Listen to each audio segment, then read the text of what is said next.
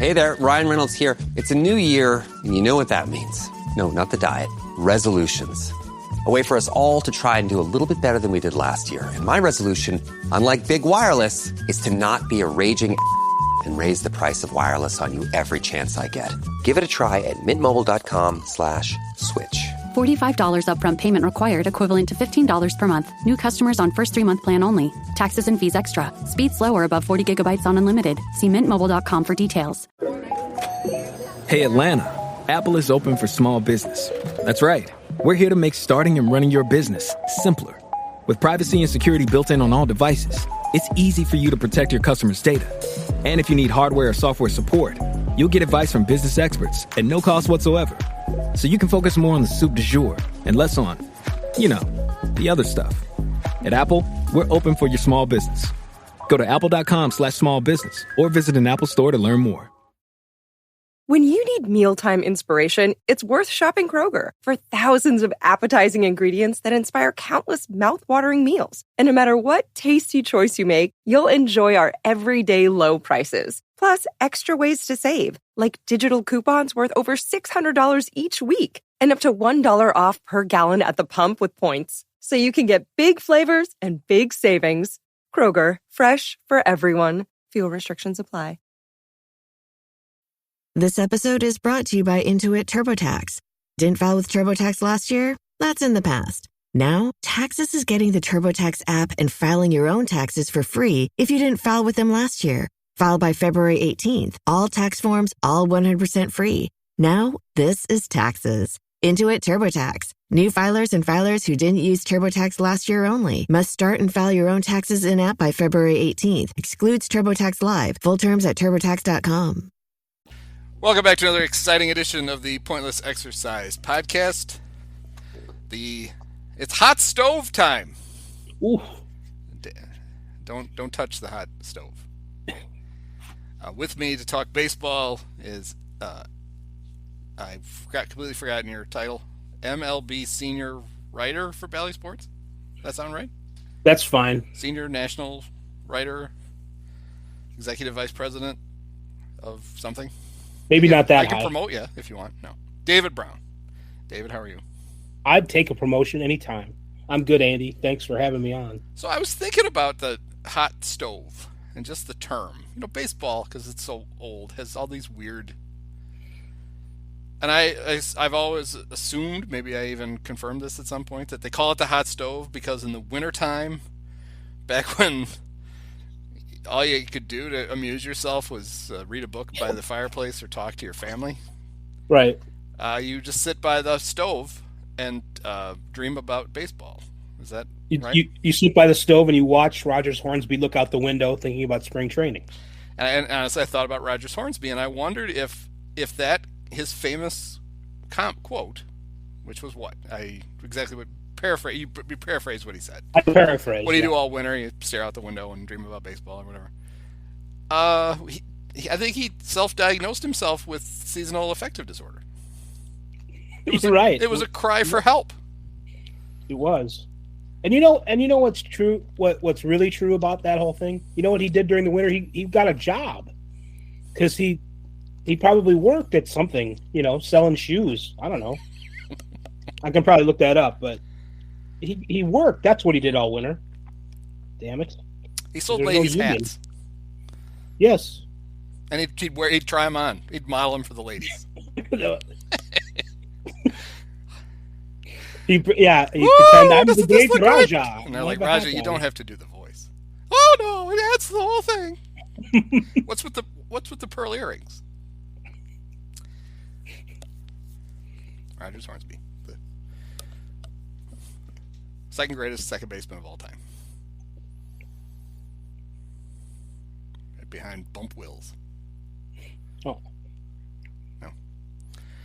All right. I got asked. I got stopped on the street by dozens of people. And like, hey, how come you guys didn't do a World Series preview? I was like, it's a lot easier to preview it afterwards. I'm thinking Astros in 6. Is that how it ended? Yeah, it was. Yeah, they were down 2-1, and then it was over. Yeah. They just decided we're not going to let this happen, We can't have Dusty go through another year of looking out the window, waiting for spring training for his chance to win a World Series. We're going to get it for him now. And they just gave up about 5 hits the rest of the World Series after getting up or getting down 2-1 to the Phillies. So the Phillies turned into a pumpkin. See, I think I figured out why Dusty didn't hire me to be his bench coach. Because through that whole Game 4, I would have been over there going, Dusty, do you remember who was the last team to get no hit in the playoffs? Do you remember, Dusty? Dusty, yeah. Were you there, Dusty? You were, right? You were managing the team that got no hit? Good. That's what I thought. The combined no-hitter thing, it just doesn't do much for me. Right. It's like, yeah, it's great. Well, the Cubs famously in 21 threw a combined no-hitter in L.A. against the Dodgers. Craig Kimbrell still isn't sure. Then lost 10 games in a row. So it vaulted them to greatness. Oh, yeah, and one of the second to last game in that streak was the one where they scored 7 runs in the first inning against the Brewers with Jake Arrieta pitching. And he had given up the lead before the second inning was over. That was great. Yeah, that was good stuff. I know it's a thing. It's obviously a dominant pitching performance, but seems like cheating if you let more than one guy do it. So yeah, I don't know. We can't say for sure that it wasn't, but there were no specific allegations brought. I think, at least in part because the last time that people brought allegations and hardly anybody was punished. So it's like, well, let's not look into this anymore. What's going to come of it?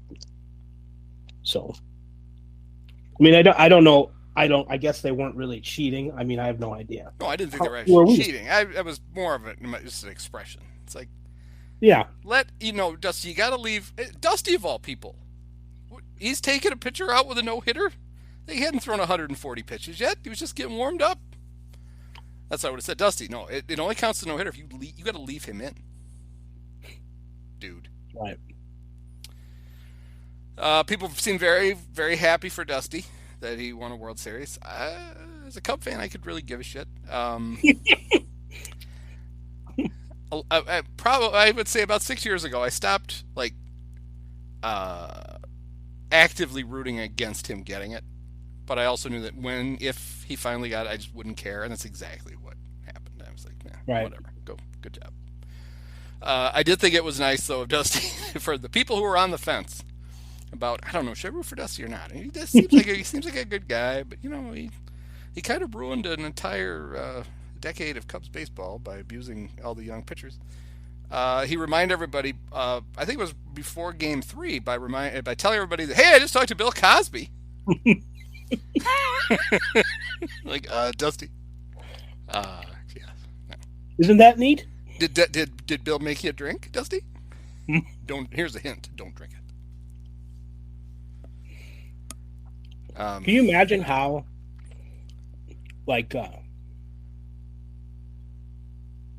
how disappointed in Bill Cosby Fat Albert would be? Ironically enough. You'd think that alone would have curbed Bill's behavior when it got bad. So he's got to be thinking, Fat Albert's watching me now. I should not do this.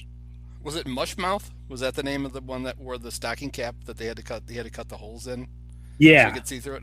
That guy. Right. I'm sure that's exactly what he would have said to Bill. Just kind of put his head down and slowly walk off. I don't know what you're saying, buddy. So he's disappointed. You can't understand it, but he's disappointed. Rudy would have been okay with it because he was an asshole. You got the recipe, boss? Yeah. Where do you get those? Where do you get the pills? I'm just asking for a friend. Now, I know a lot of Cub fans were pulling for the Phillies, not out of this weird, we're a National League town, and we want the National League team to win. No, it's our large adult son, Kyle, was playing left field. Right. And we took a shine to Nick Castellanos during his brief time with the team. We like Nick. And a lot of us remember the fact that Bryce Harper really wanted to play for the Cubs. and the Cubs made him a big fat offer of nothing. So we kind of felt like, hey, this could have been us. We just kind of adopted them as our team, and then it didn't quite work out. But it's a pretty incredible run through the playoffs for them. I had been making fun of them because they backed into the playoffs. They were playing terribly when the season ended. And then they only lost one game before they got the World Series.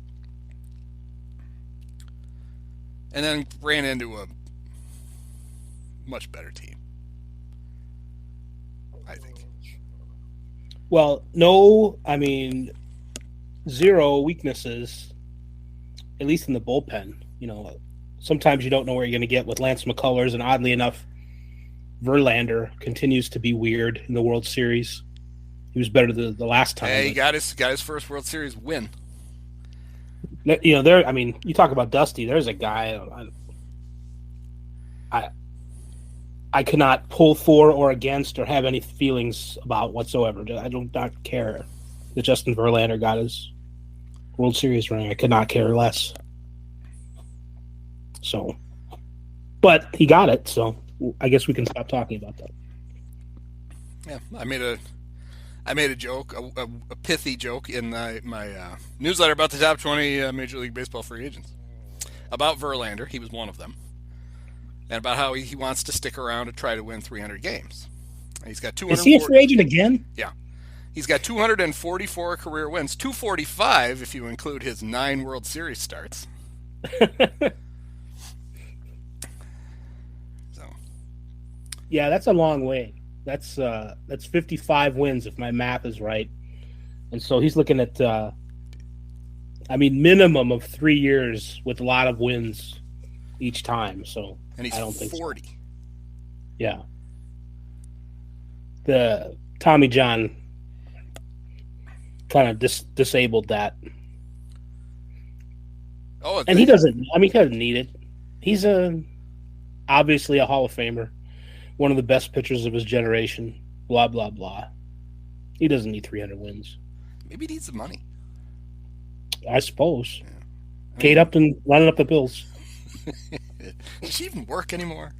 Come on, Kate. Try to pull your weight. Maybe borrow money from his brother and his exciting, whatever it is that his brother does.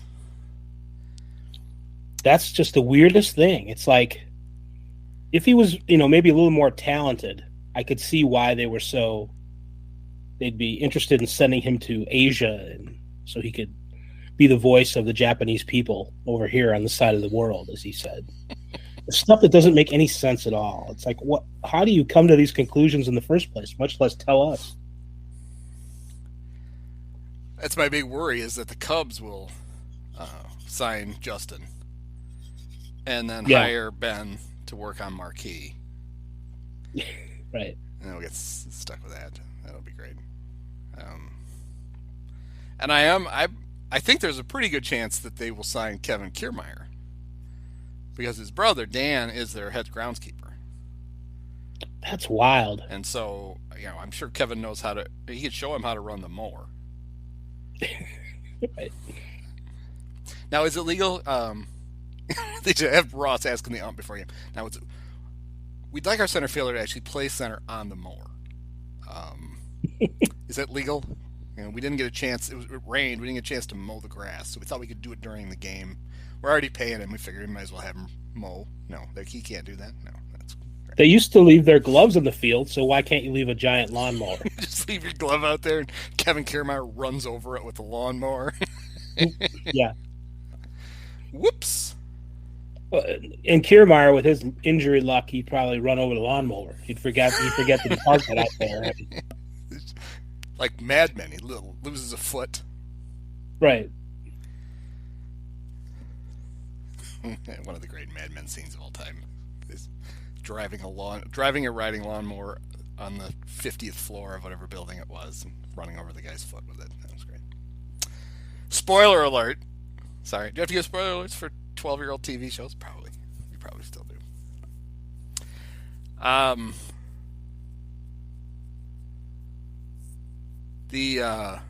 You know that Yordan Alvarez, he's kind of good.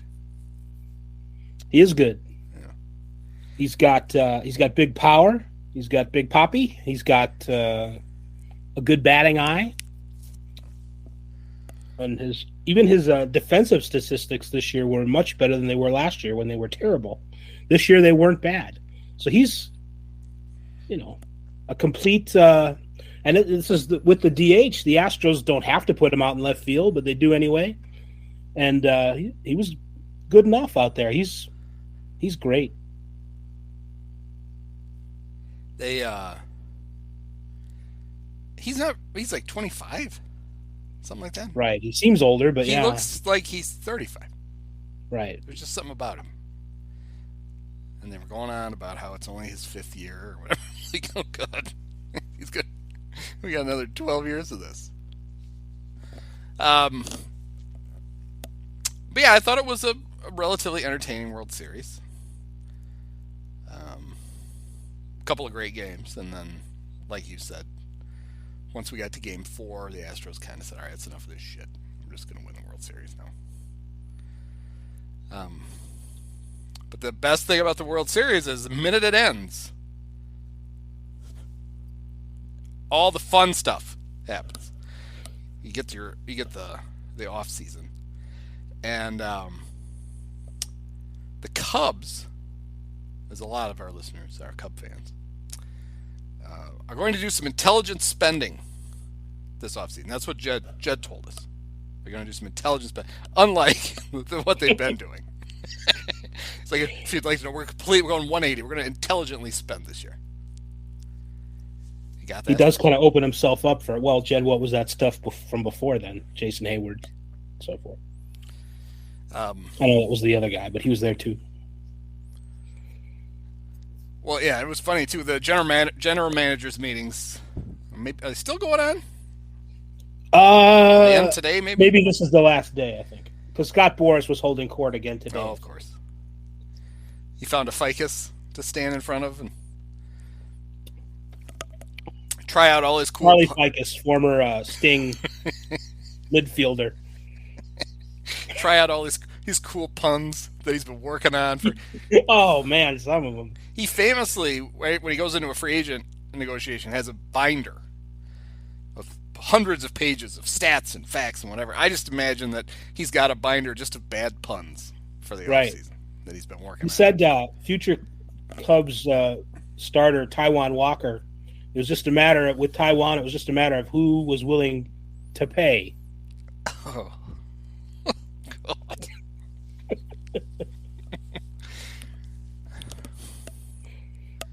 Have you ever been in one of those Boras gaggles? I have memories of it. Mostly there's so many reporters that I want to say it was in San Diego. And we were gathered around an escalator, which makes it hard from certain angles to get near him. And then it's like, am I close enough? Can I hear the puns? The grocery store references that he used to do about the Mets. We're shopping in the sirloin section. Or I don't know. So it's really, those things are much better that someone else is in the scrum and can report from them actually rather than being in them yourself. Well, is there a lot of uncomfortable fake laughter? Oh yeah. Yeah. Yeah.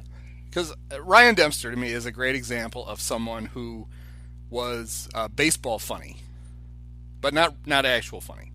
Mm-hmm. He would say things he thought were funny to sports writers who would humor him with, and he's like, right. Jesus, I am slaying. Holy crap, I am the funniest guy ever. I'm going to take this act on the road. It's like, no, they're just humoring you, dumbass.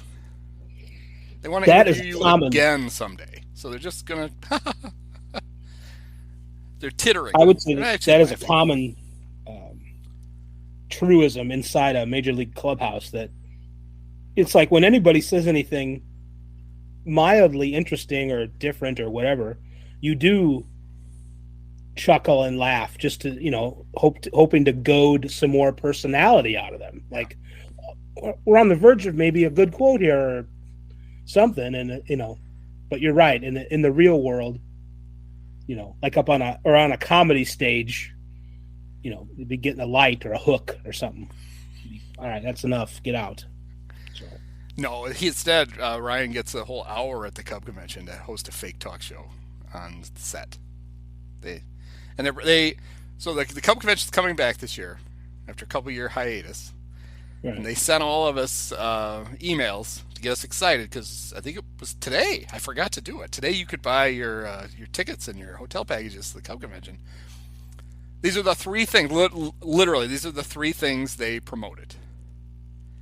Cubs bingo, chance to get player autographs, and off the mound with Ryan Dempster.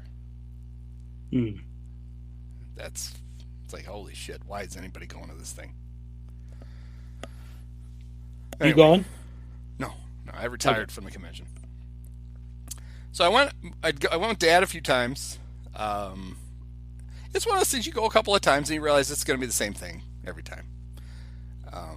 The most fun was, it used to be at the Hilton and Towers, and the most fun was especially the Friday night, sometimes maybe even the Saturday. Well, it was the Friday night. In the bar, at the Shitty O'K's, or Kitty O'Shea's, whatever it's called. You'd be in there and all of a sudden, like, old players would just show up, and they're drunk and they're ready to talk, and that part was fun. The rest of it was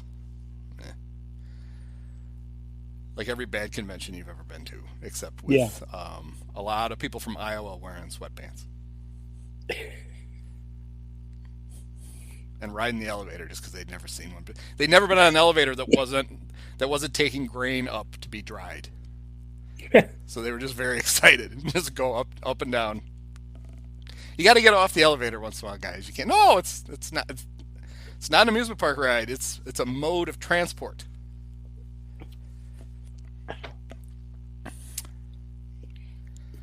But the Cubs have trimmed their payroll down to almost nothing by giving away all of their serviceable players.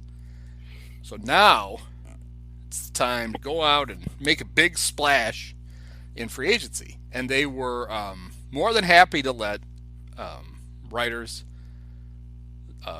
perpetuate rumors that they were going to be serious contenders for one of the four big shortstops. But I wanted to get your take on this. Are there four, or are there three and Dansby Swanson? Yeah, Bogarts and Correa and Trey Turner have a much longer track record of being great than Dansby Swanson. Dansby Swanson's track record is like the playoffs last year and this season. And before that, kind of mediocre. He's got good hair. Maybe better than mediocre, but not. He ain't no Xander Bogaerts. But maybe some guys just take a little bit longer. But I wouldn't count on him being as great as those guys. No. Struck out 182 times this year. That's a lot. That's what you're into. So then today on The Athletic, Patrick Mooney and Sahadev Sharma took two people to write this. That the Cubs don't expect him to make a long-term offer to any of the three shortstops. It's like, okay, well then so you don't really want any of them then. You just want to tell people we tried to get them, we just couldn't come to terms because they wanted 8-year contracts and we offered 6 weeks. Did they think that Correa was going to do that again after doing it last year with the Twins? Is that? Well, it sounds like the Cubs don't want to go more than 6 years. So they're not. It's not like they want 1 or 2 year deals, but they want. They don't want to go. They want to go. They want to get a guy for 5 or 6, which I would guess immediately takes them out of the Correa thing. Yeah. He probably wants 10 years and $30-some million. He wants his big payday. He loaned himself out to the Twins for a year, got a nice chunk of change, and now will not have a qualifying offer attached to him because they agreed not to do that. So, I think that, obviously that increases the number of bidders, people who won't lose a precious draft pick by signing you. So in my rankings, and I used a highly scientific formula, I ranked Carlos as the best free agent. And not Aaron Judge. I had him number 2. Yeah. Because he's a little older.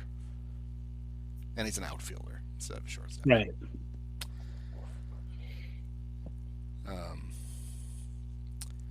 But I talked myself into it. I made some recommendations. I made some guesses as to who I thought the Cubs might sign. And I came up with a scenario in my head, which is always a dangerous place to be, that they would start by making Carlos an offer that he and Scott would laugh at, and they would talk themselves into Xander, who I think is just a really good hitter. I would love to have Xander Bogaerts on my baseball team.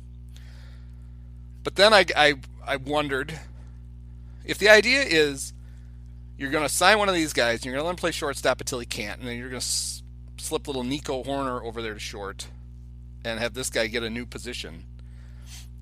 If you sign Xander Bogaerts, shouldn't you just put him at third right away? I'm not sure what he wants as far as that goes. I mean, the Red Sox couldn't do that because they had Devers over at third. Yeah, their other good player was at third. Yeah. They could have put him at second, I guess, but then they got Trevor Story. I don't know. Who should have played short probably in Bogaerts second, but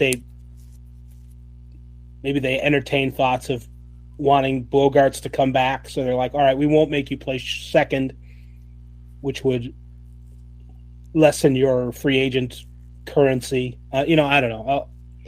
Who knows what they were thinking about there. But, yeah, I think Bogaerts is kind of a weaker shortstop by a lot than Correa or even Turner. Yeah.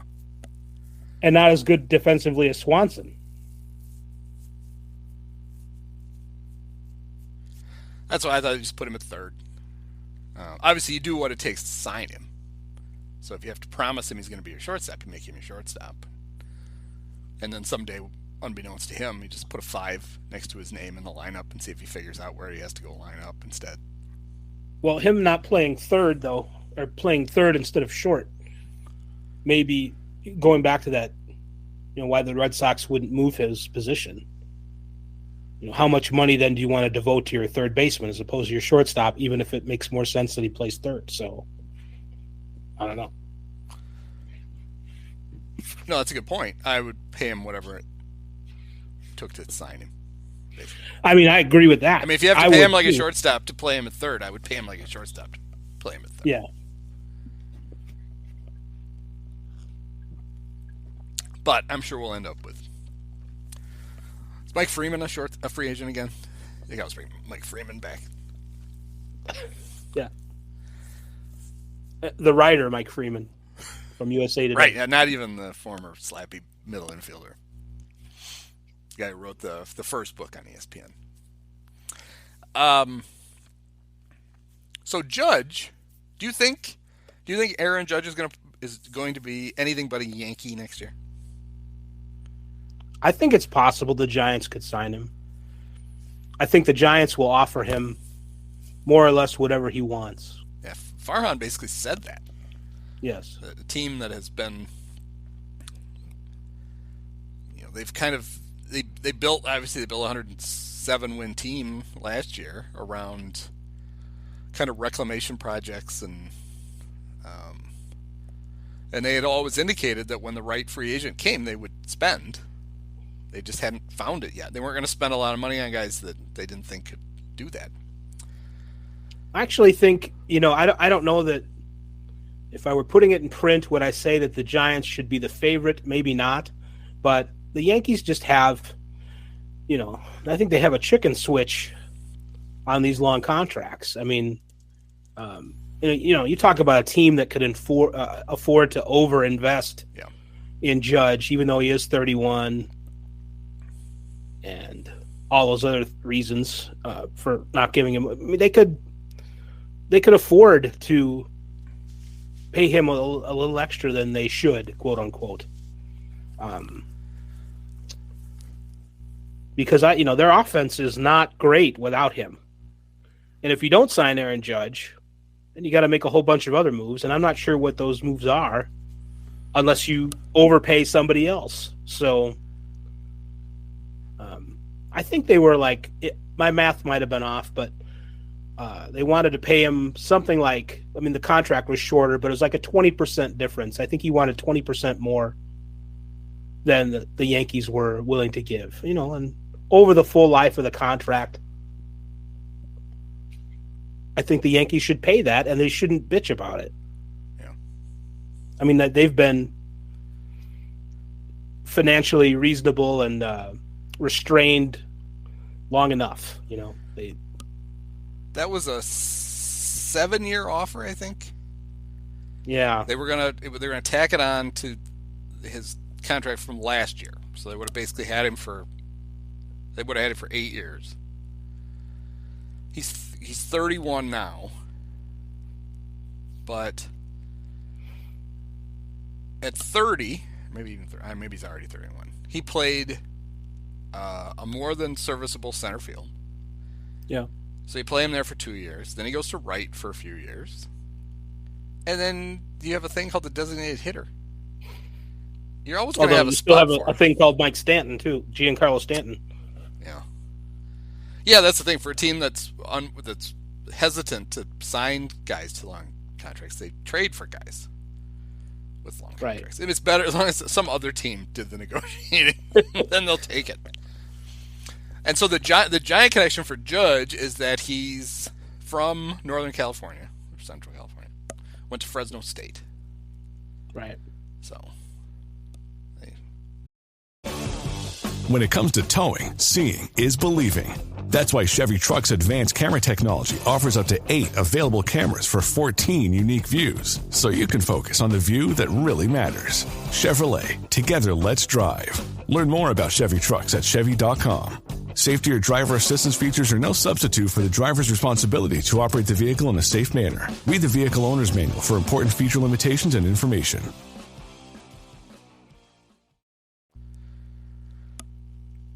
It worked with Jock Peterson. Why wouldn't it work with Aaron Judge? I'll go on the record here and say, yeah, I think the Giants are going to do it because I think the Yankees are chicken to do it. Good. I like that. Bold prediction. Number 3, I have Trey Turner. Now, it seems like the Dodgers have basically thanked him for his services. Yeah. They signed Freddie last year. That was a signing, right? That wasn't a trade. It was sort of a trade because No, that's not right. No. I'm thinking of the Braves getting rid of Olsen. Yep. So before he signed with the Dodgers, the Braves basically said, "Oh, we got your replacement. So good luck. Go find somebody." I don't know why the Dodgers wouldn't want to bring back. See, the Dodgers they have a lot of depth, obviously, and they're probably going to win 100 games again. But they had too many role players who were hurt, and they weren't replaced. It's like I get the feeling they'd rather exercise Justin Turner's option and cheap it out with Trey Turner, and I think that's backward thinking. I think the Dodgers can obviously afford to pay a premium for a great player, unless they're talking about bringing in Correa. I don't know if that's been a rumor or not. But, I guess that would make sense if the idea is we'll get a younger version, but obviously Correa's going to cost more than Turner. Yeah, he will. He's 2 years younger, but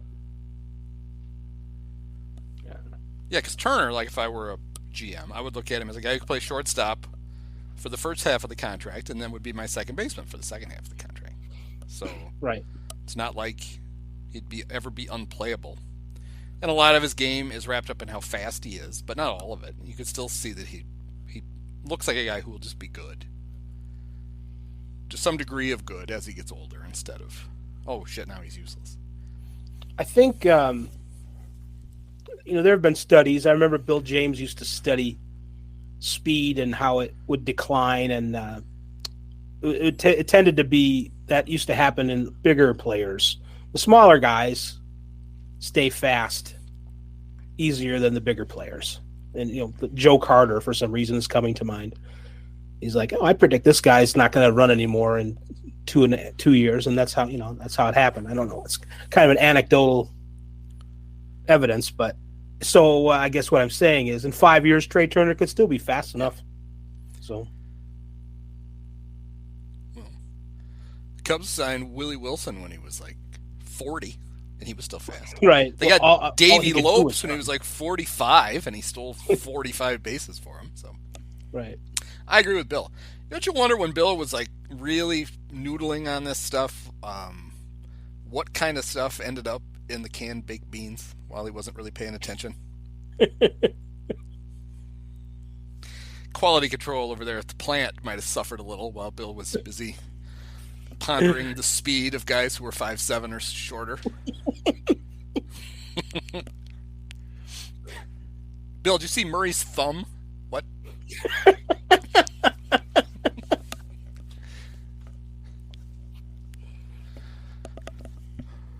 So I had Xander 5th. One of the reasons I like, well, two things. Number one, I've learned how to spell his last name. I put the work in. Now I want to have to use it. Right. And I just think Xander's a cool name. It is. I'm a big believer in things like that. And I think there are players who would be better players with better numbers. And I don't mean stats. I mean physically the number that they pick. Like when Clint Jackson Frazier kept 77 with the Cubs. Like, nope, it's not going to work. That looks awful. Nobody wearing 77 is ever going to hit. Same thing with guys with cool names. I just think they have a better chance. I think maybe they have a little more self-confidence because everybody's always like, oh, that's a cool name. You got an X in it. He speaks like 4 or 5 languages. I have a hard time with English, but is he Dutch? Yeah, well, Dutch colony. That was like the World Baseball Classic. He'll be playing for the Netherlands in the World Baseball Classic. He's not from Curacao, is he? I think he is. Oh, that's such a cool. See, another thing. Curacao is a cool sounding country. It's got one of those. It's got a letter. He's from Aruba. Oh, he is from Aruba. I'm sorry. He's from Aruba.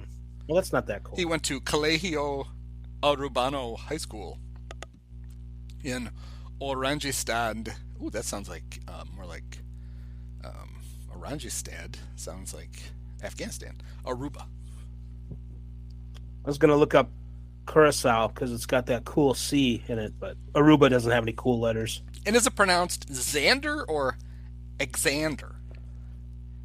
I think it's Xander. I've never heard Exander. Yeah, it's just kind of like. Although, what's with the X? X-Man, if you're just gonna, his Instagram is the X-Man 2. So there you go. He is a knight too. Oh, like Sidney Ponson. Right, same group. All right. He speaks 4 languages. I thought it might be 5, but English, Spanish, Dutch, and Papamiento. Oh yeah. Was Papia? Yeah. That could come in handy if the Cubs sign somebody who only speaks Papamiento. Right. And then Xander can be the translator. It's like having 2 jobs. Right. Speaking of the Giants, which we were a little bit ago, Carlos Rodon.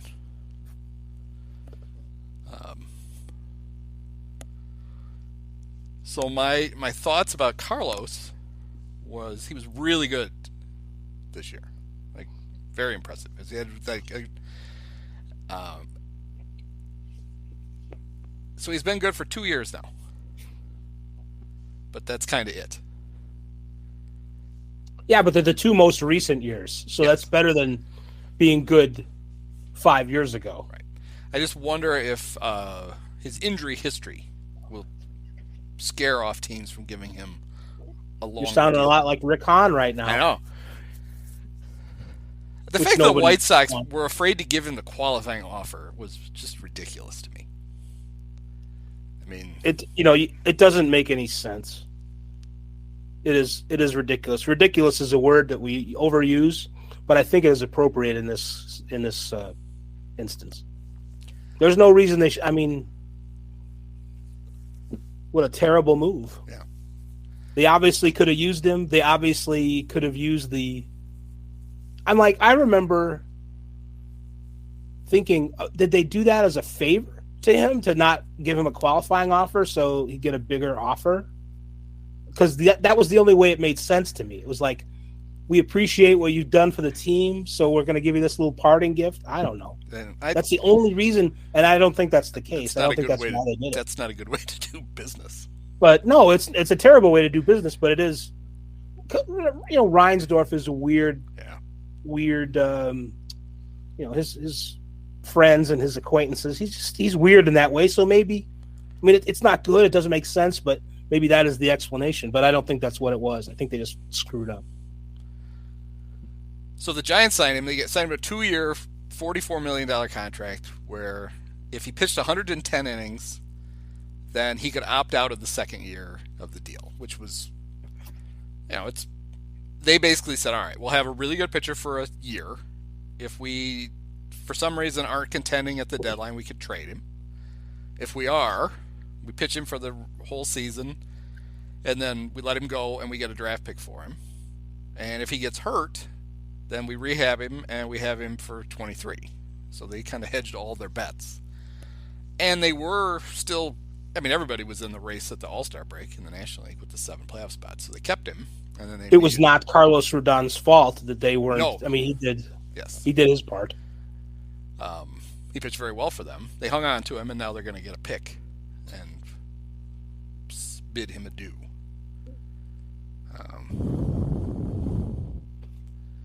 He was the guy that it would have made a lot of sense for the Cubs to have signed last year and given him basically the exact same deal. Right. There are a lot of ways you can use money, and that's one of them. You go sign an asset, and maybe even if their plan was that we're going to trade him at the deadline, and it's okay.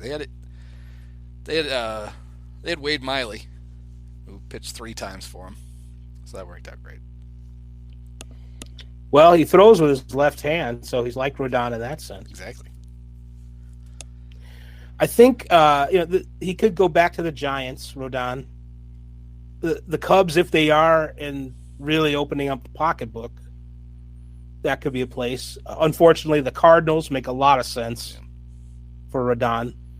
And the Rangers, I think those are maybe the 4 places where he is most likely to go. Oh, I skipped a guy. I got so excited. I went from Trey Turner to Xander Bogaerts. The guy I think that a lot of people have Jacob deGrom. Now, I think he's scarier. The injuries the last couple years are scarier, and he's 5 years older. How old is Rodon? He's not that old, is he? No, he's not even 30. I don't think. I don't think so either.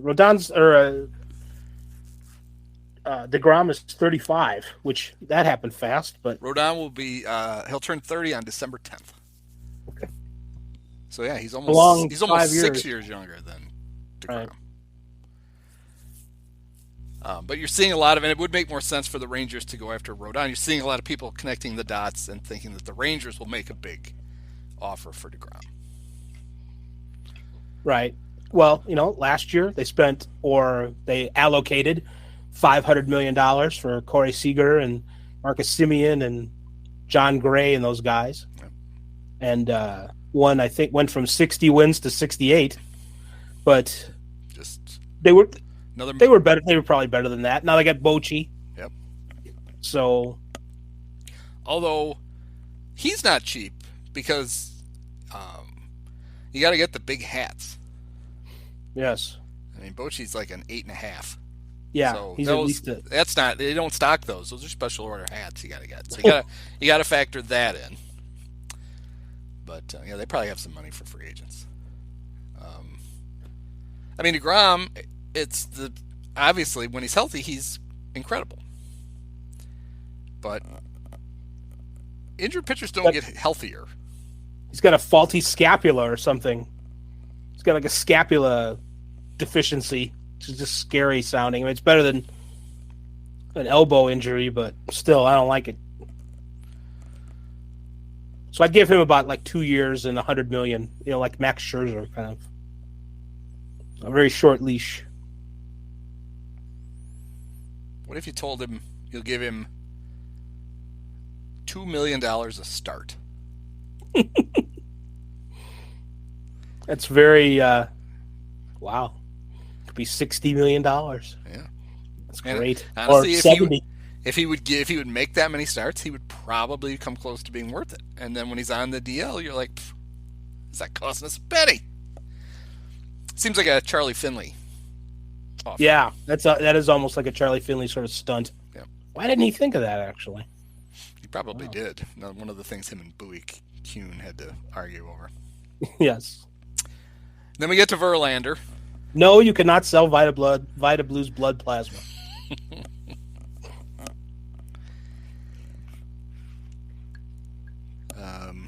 Yeah, he's Verlander, 244 career wins, wants to get to 300. Cut Tommy John disease 2 years ago and had a 1.75 ERA this year.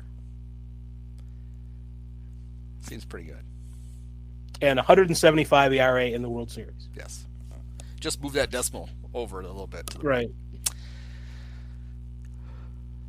So in 2017, the Cubs, in defense of their World Series, had traded for Jose Quintana. But at the deadline, they were looking for more pitching. And they talked to the Tigers, and they almost had a deal for Verlander, right, as the deadline went. And then they decided they would keep talking during the waiver period. And this is the thing I never understood. The Cubs were interested. If they got Verlander, they knew they were going to have to pay his whole salary. They didn't claim him. Nobody claimed him. He made it through waivers, which then meant they were bidding against other teams, and the Astros made a better offer, and they got him. Whoops. That just never made any sense to me. I mean, were they really that worried that the Tigers would be like, you know what, keep him, take him? I'd have been like, all right, we don't have to give up, we don't have to part with a prospect. They didn't do it. So since that trade deadline, Justin Verlander, 61-19 with a 2.26 ERA.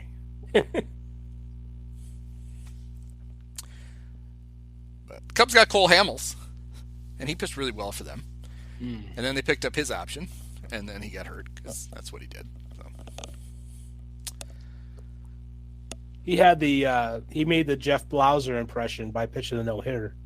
Yes. But Jeff Blauser used to hit really well at Wrigley Field, and the Cubs didn't put it together that's because the Cubs were pitching.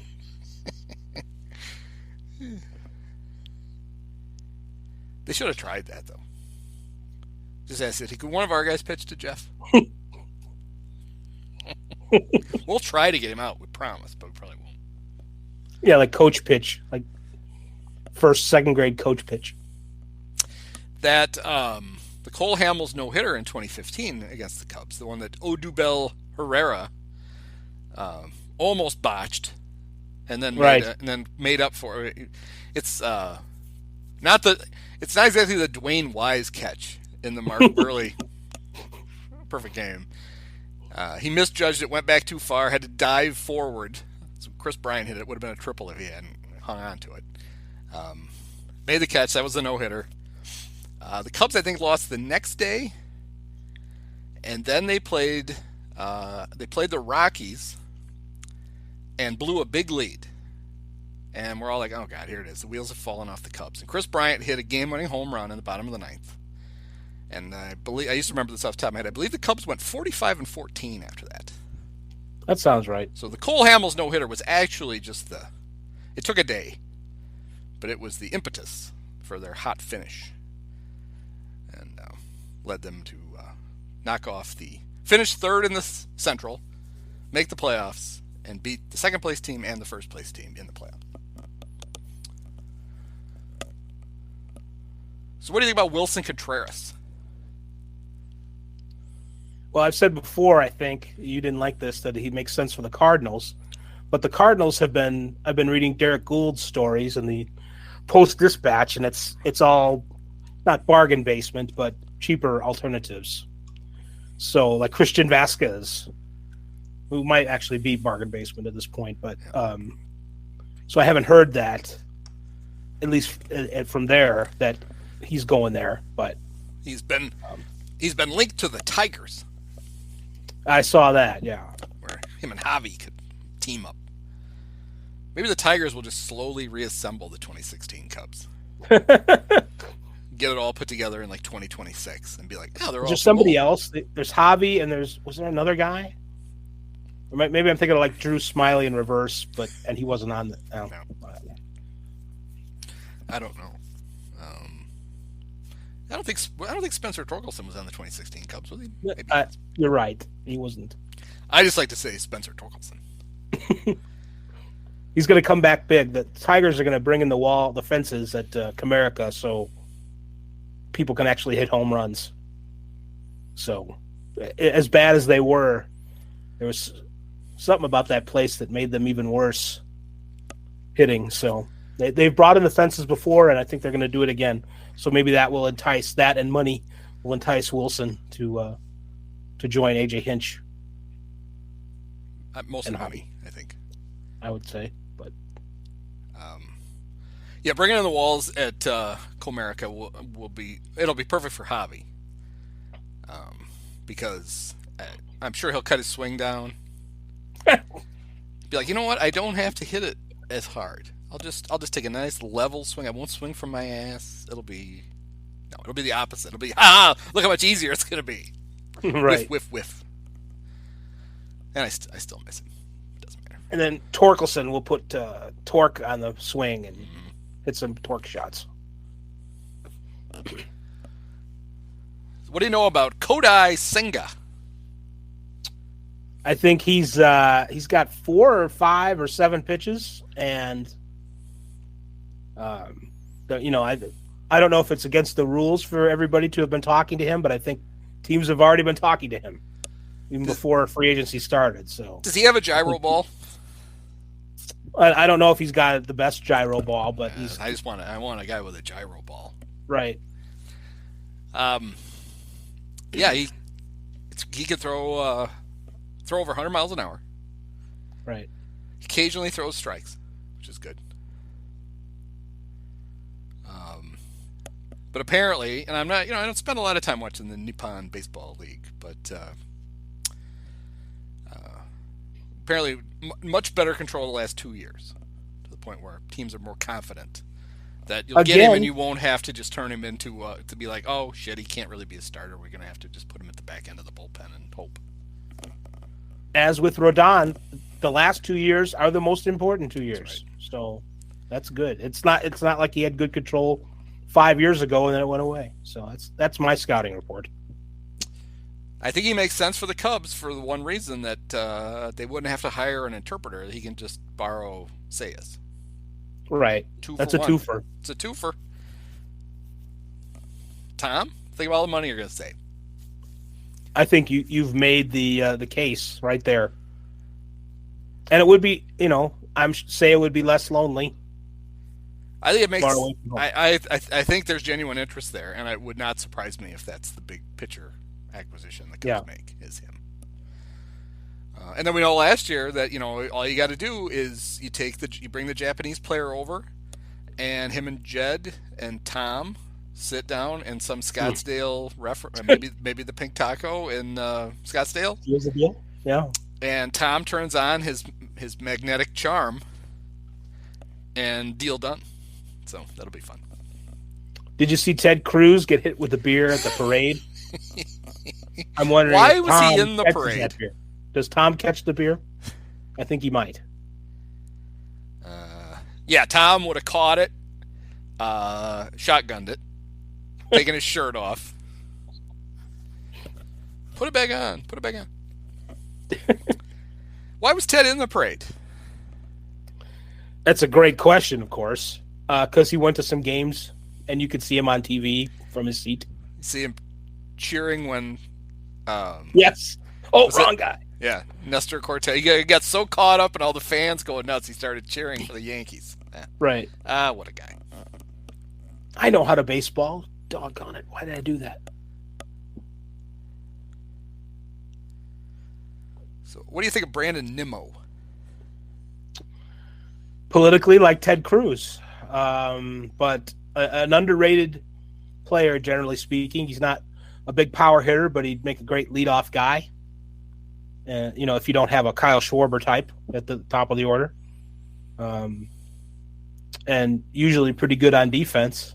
I'm not sure of his Trey Turner dimensions. So when does he lose his speed? Not sure. He's not a big base stealer, but for defensive purposes. So it's a guy who can play center, and those guys don't grow on vines. So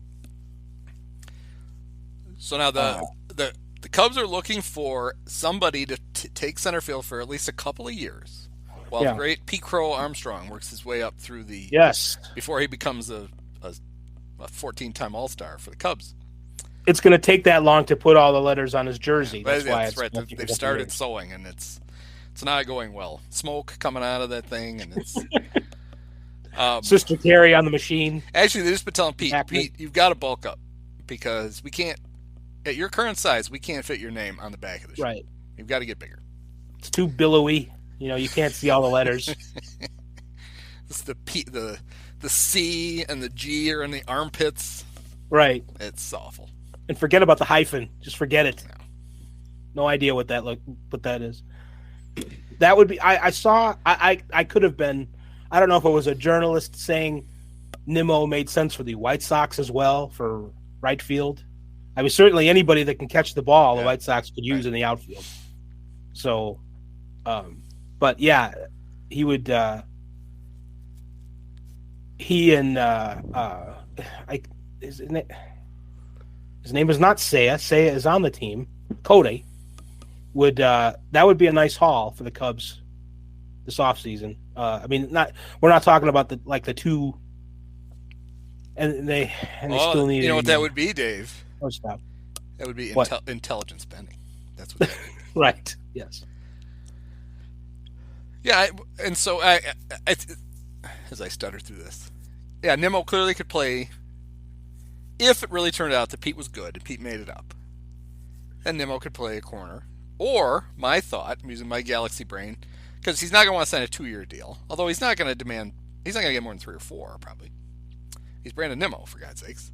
Right. But given his injury history, at some point he will run into the bricks and most likely cause some sort of really bad injury, catastrophic injury, and then insurance will pay for the rest of his contract. Right. Look at that. Like the guy in The Natural that ran into the wall and died. And dies. Yeah. All right, guys, we got to call Pete up. Why is it? Brandon's dead. Oh, all right. Fine. Didn't they have the funeral in the outfield? I mean, or as they just wore their uniforms. I forget. I don't remember that part of the movie, but I don't think I think that was just the moment of silence. I don't think they had the funeral. They didn't actually bury him right there in the. That could be that'd be like a 30s baseball thing to do. It would. That's where Tal's Hill is actually a mass grave.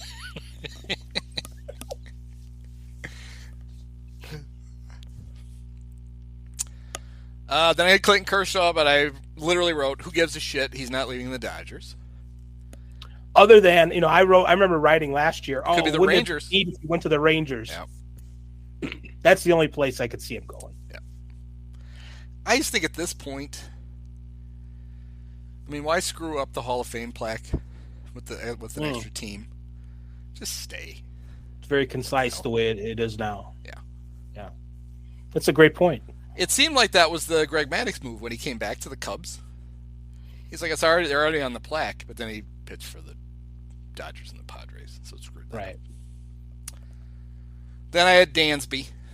He was my 12th highest rated free agent. He's got a career on base of 321. Struck out 182 times last year. It's good defense. 321 is like yesterday's 340, though, so it's not bad these days. Yeah. All He's hit 52 homers the last 2 years. Not each. Yeah. Now that he'd be worth a lot if he did that. That's George Foster territory, 52 homers. Then a couple of aging first basemen with Chicago connections. Anthony Rizzo and Jose Abreu. A lot of Cub fans on Twitter just really pushing Abreu. I think it's a great idea. I really like the idea of getting the guy who says he's 36 when he's most likely 40, and plays first base like he's chained to it.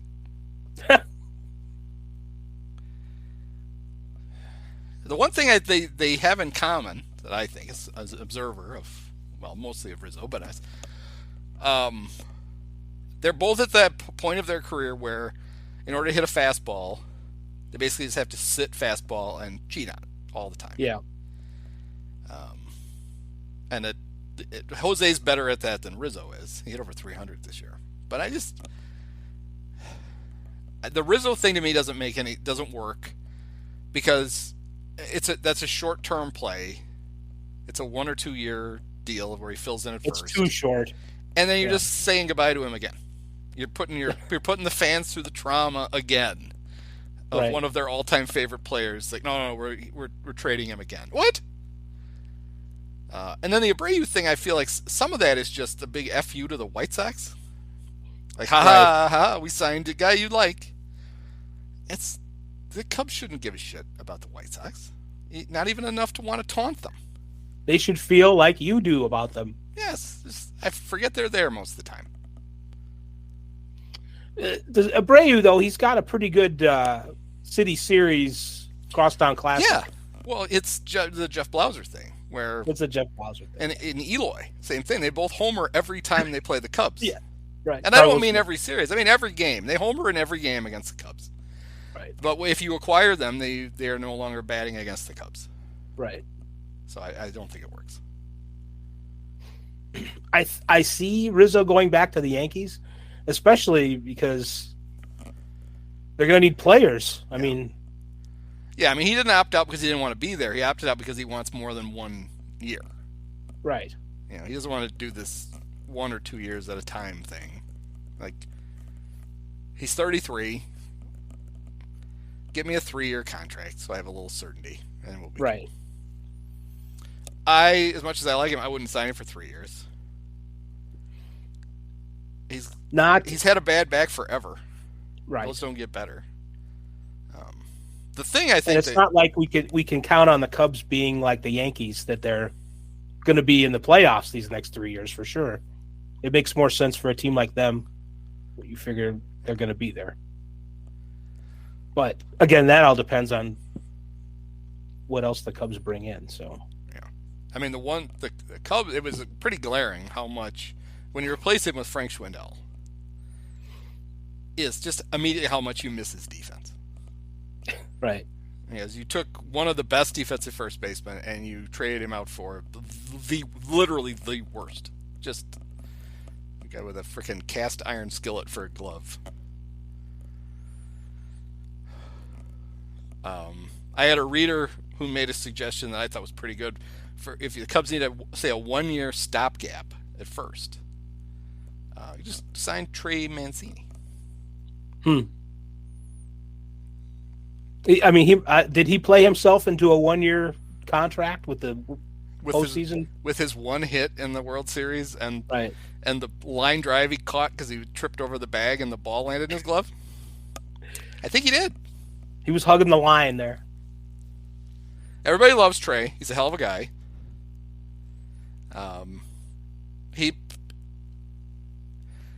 He's not a terrible first baseman, and in a pinch he can stand out in one of the outfield spots and jog after balls. Right. On a short-term deal, I think he'd be a nice pickup for a team that thinks they're in quasi contention for the last playoff spot. And he went to Notre Dame, so he could hang out with Chase Claypool and Cole Kmet. It'll all work out. And Equiminius St. Brown. It'll all work out. I think we can cut Equiminius St. Brown just from hanging out. I don't think he needs to. He needs to do more for him to be allowed to hang out. You don't like the ball going right through his hands on fourth down when it's an easy first down. Whoops, game's over. Yeah, he might have been held earlier in the play, but that still doesn't excuse him. He's a good blocker. Well, he literally rates out as the best run blocker of any wide receiver this year in the NFL. Is that Pro Football Focus saying that? Yeah, some bullshit like that. But when your quarterback's running for 180 yards, it does come in handy. But it would be nice if I call him equanimous because Jim Miller called him that in the preseason. Called him equanimous St. Brown. The best Bears quarterback of my lifetime, I think, Jim Miller. Probably. Then we get a run on pitchers here. We could take them as a group. Chris Bassett, Taijuan Walker, Tyler Anderson, and Jameson Taillon. Tyler Anderson cost you like a third-round pick in addition to the money. I'm not sure about Taillon. I don't know. 2 years ago, I wasn't that impressed with Tyler Anderson. I mean, he had a great year, but I don't know. Aren't the Dodgers going to sign any of their own players? Nah, they got a whole bunch of new ones. They'll just pull out of nowhere, like Tyler Anderson. Right. Yeah, I mean, they got to keep some of these guys other than Kershaw.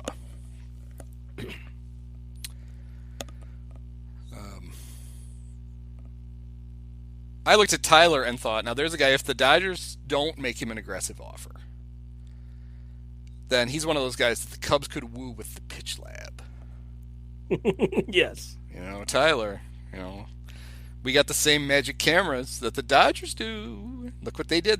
They turned your career around. Actually, he kind of turned his career around in the pandemic year with the Giants.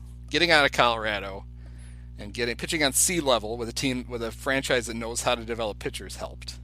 Right. Then he had the weird year where he split between, where was he? Pittsburgh and Seattle. Yeah, ended with the Mariners. And then was 15-5 with a 257 for the Dodgers. They won 111 games. I think I could have won 15 for him.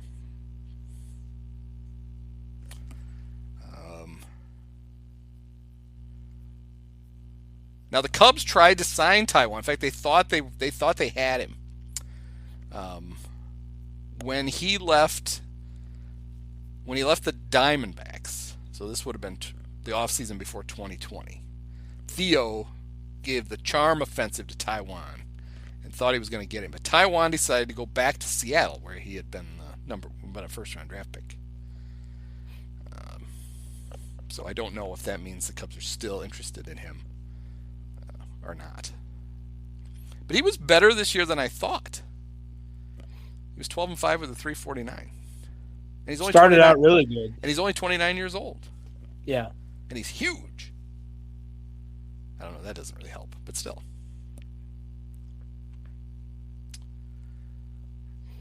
He's got a cool name. He's got, he fits one of your... Yes, Taijuan is a cool name, yeah.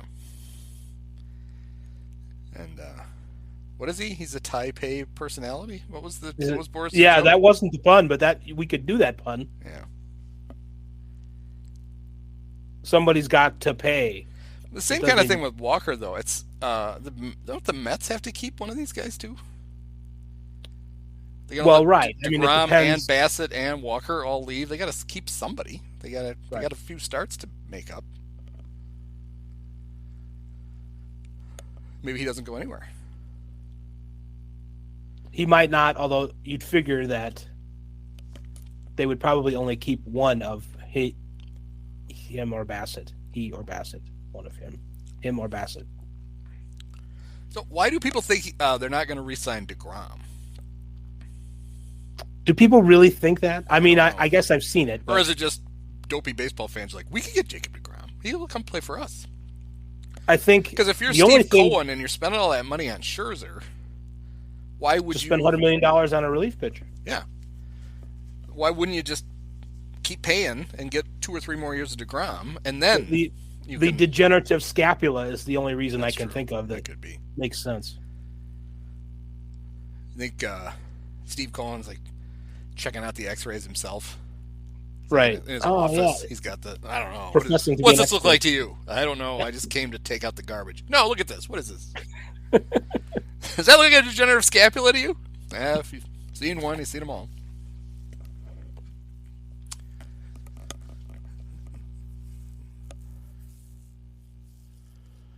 And kind of the same thing with Tyon. Like, shouldn't the Yankees keep him? Somebody's got to start for them.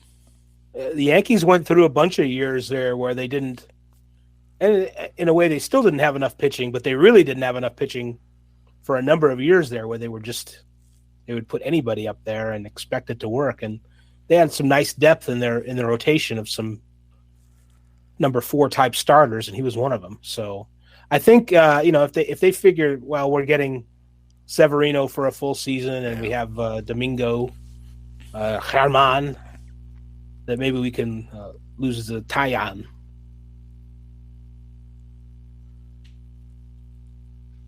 Well, yeah, and then they made the trade. They made that trade deadline trade where they shipped one of their better starters off to get Harrison Bader, and we all laughed. How stupid! And then Harrison hit like 8 home runs in the playoffs or some ridiculous thing. He did all in one at bat. I think it was amazing. No, it was. That was looking like a terrible trade, and it turned out to be good. Got to give Brian Cashman his props. All right, then the last 2 guys on my list, I think sum up just how weak the outfield market is outside of the 6'7" guy who hit 62 home runs and the great Brandon Nimmo. Michael Conforto and Andrew Benintendi. Right. And Conforto's coming off, I want to say, shoulder surgery. He's probably got a rickety scapula. Right. Maybe he caught it from DeGrom. They shared a bathroom together, so who knows?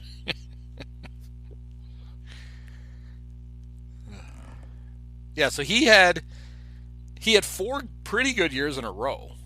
Then he wasn't very good in 21, and then he was out. And you kind of wonder how much of the 21 season was, hey, I got a bad shoulder. Right. So now Scott Boras is his agent, so I'm sure that's what Scott is selling everybody on. No. Here, look at this. I got page 19 of the binder. Look at this. Right. He would have hit 48 home runs except for the bad shoulder. Now it's fixed. Yeah, it's right there. Look at that. And then Benintendi, I forgot he got traded to the Yankees. Well, because he played for about a week, and then he was hurt. He didn't play after September 2nd. Right. For a while, Bader had the same disease, the not playing disease, and then the season lasted long enough, and he came back. So Benintendi's an odd player to me. He's small. He's like 5'9". He hit 20 homers in 2017. In the 5 years since, he has hit 51. Right. So, you got to get a lot of singles. But he's an all-star. He was an all-star once, just like Ian Happ. But he doesn't have a Gold Glove like Ian Happ does. Didn't he get one last year? Oh, did he? Well, good. They're the same guy then, because they were almost. The Cubs were actually going to pick Benintendi, but the Mets got him 2 picks before theirs, so they took Happ. Yeah, he had a Gold Glove 2 years ago with the Royals, or 1 year ago. Well, there you go. 2021. The same guy. 17 home runs too. I don't remember any of. I remember like 1. Yeah. And he doesn't really run anymore. He's got 20 stolen bases a bunch of times, but not more than double digits the last couple of years. Of course, one of those years was a COVID year, so it doesn't count. And he hardly played. But he doesn't run like he used to. He gets on base, and he can catch the ball. I'm not sure if he can throw it. Yeah. Well, not. Yeah. That's the thing about Conforto too. I'm not, even though he had been a good offensive player I don't think he's a very good right fielder. So, of course, it makes sense that the White Sox would still be interested in him. Yep. He's add him to the collection of guys who can't catch. All right, so we got to the end of this exercise. I spent the Cubs' money, and here's what I bought them. Yeah. I spent a lot of their money because they have it. So I signed Xander Bogaerts and Kodai. Yeah. And Trey Mancini. Yeah. And Christian Vasquez. I thought I could get cheap. Right. And I signed Craig Kimbrell. Oh, no. Yes. Here's why. The last time he was worth a shit was when he was a Cub. His market can't be good. So I figured we can go, hey, Craig, remember when we had you and we put you used the magic cameras and you were good? Here's an incentive-laden contract. Why don't you come be our closer? And if you suck, we don't really have to pay you. He did have a good couple of weeks with the Dodgers when he changed his intro song to let it go. Let it go. Yeah. But then he can't let it go after that point. Yeah, he can't do that. He can't do that with the Cubs. I won't allow that. We had to put up with years of Ben Zobrist's now ex-wife screaming over the loudspeaker every time he batted. So that's it. The guys don't even get to pick their own songs anymore. Now she's screaming, thanks to the Reverend, yep. or whoever that was, Deacon, the Deacon. Well, there you go. So yeah, a nice rundown of eight. They're all top heavy. Any good free agent class, I think, is top heavy. Yeah, lucky if you get a few impact players, and then you get the rest. So last thing I was mentioning to you before we went on that HBO, at least HBO Max, I'm sure it's on HBO too, has a Willie Mays documentary, and you're in it. You learn all kinds of stuff. You learn that he is this. I don't think is. I think everybody knows this, but he's Barry Bonds' godfather. Right. You get a lot of Barry. Barry sat for an interview, and they talked to him a lot, and it's really good. Like you come away with it, like Barry seems like a pretty good guy, even though he's not. We know. They had to go to Bob Costas. Right. You can't have a documentary without Bob Costas talking to you. And I'm sure there is footage they didn't use of Costas for 20 minutes talking about how Mickey Mantle was better.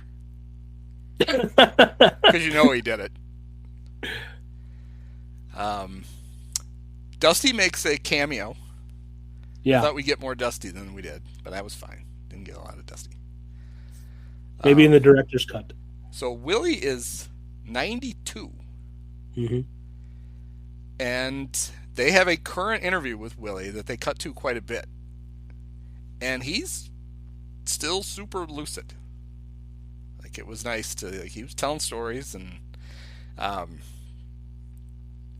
the one thing that he didn't do that I miss was whenever they talk in it about how after they signed Barry, after the Giants signed Barry, no, actually right before,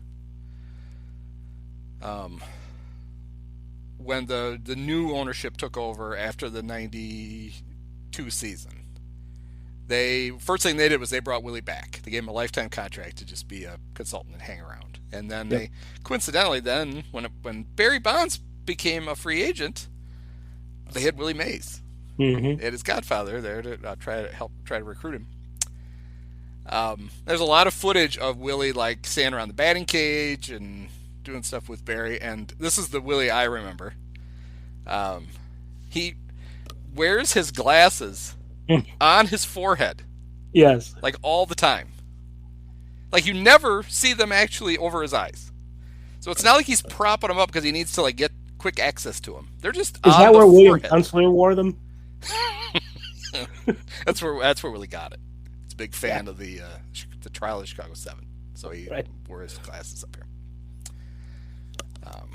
So I like that. I like a lot of shots of Willie with his glasses on his forehead. Mm-hmm. So that was right in my element. Reggie Jackson gives an impassioned defense of the World Series game in '73 where Willie kept falling down. Yeah. Outfield. Because Reggie was playing center for the A's that day. And basically blamed it on national TV and having to play. He said the Oakland Coliseum is pointed in the wrong direction. And the time we were playing, he said, you had the frickin' sun in your eyes. He said somehow the entire game. And now Reggie talked about how he almost played a base hit into a triple. It's like, yeah, well, Reggie, we remember, you weren't exactly the slick. You were no Willie Mays in the outfield. We didn't bring you out here for your glove, yeah. Reggie. But it's pretty good. I give it a. It's not a must-watch. Yeah.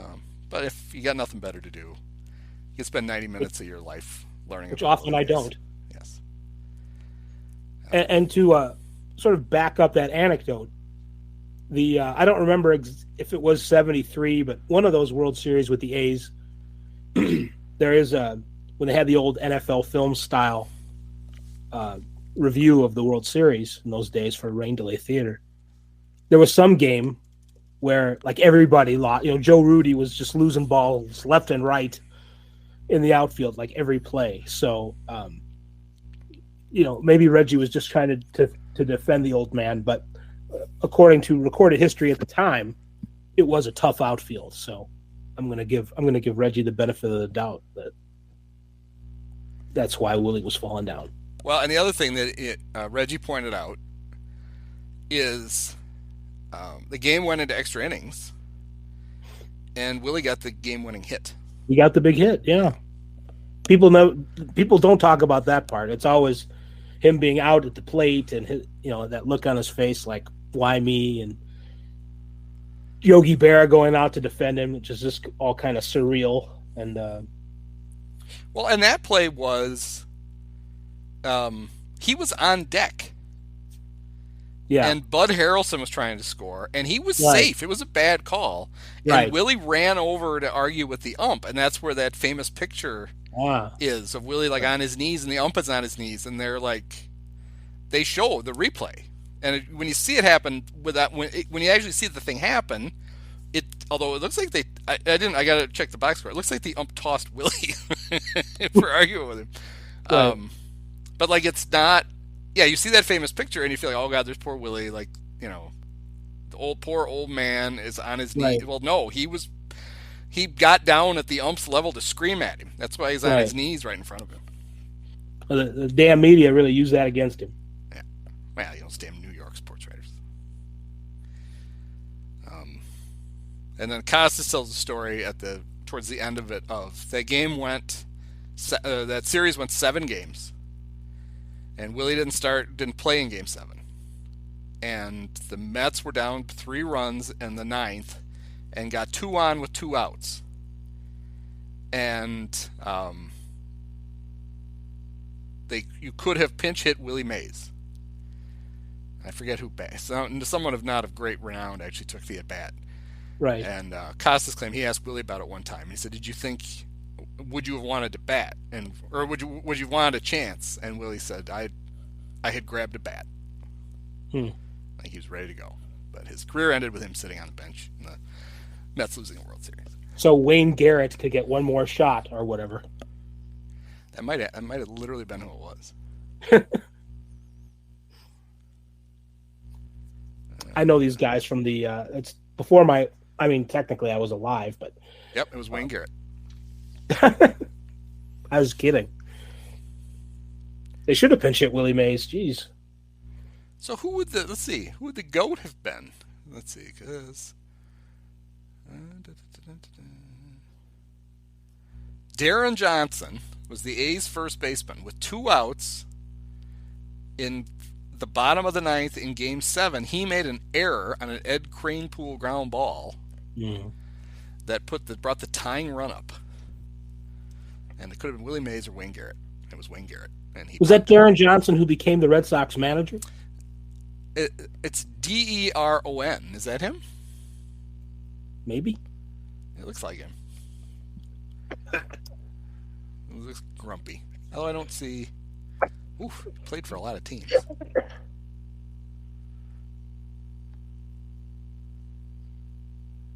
Yeah, that was him. And Yep. no, different. No, it is. I don't see a manager link. It's a different Darren Johnson. Yeah. That's weird. Well, all right. People who got to the end of this podcast are like, it's great. I'm glad you guys spent 5 minutes talking about the 1973 World Series. Daryl Johnson. Daryl. Right? Right. His other brother, Daryl. His other brother, yeah. All right. Well, we'll see how the offseason plays out. You kind of wonder if having a CBA now, at least for the next few years, for the last few years before this, nothing happened, right, until like January, February, which sucks. It's boring. You got to spread these signings out. So somebody needs to do something. Especially last year, we got really screwed. We got really screwed on our off season last year. It was 4 days long. Right. It was 2 days. It was in March. It was the day before the lockout when they spent a shitload of money, and then it was like 3 days after the lockout, and that was it. All right. Well, thanks, David. Thank you, Andy. Many of us have herpes. I just wanted this to be over.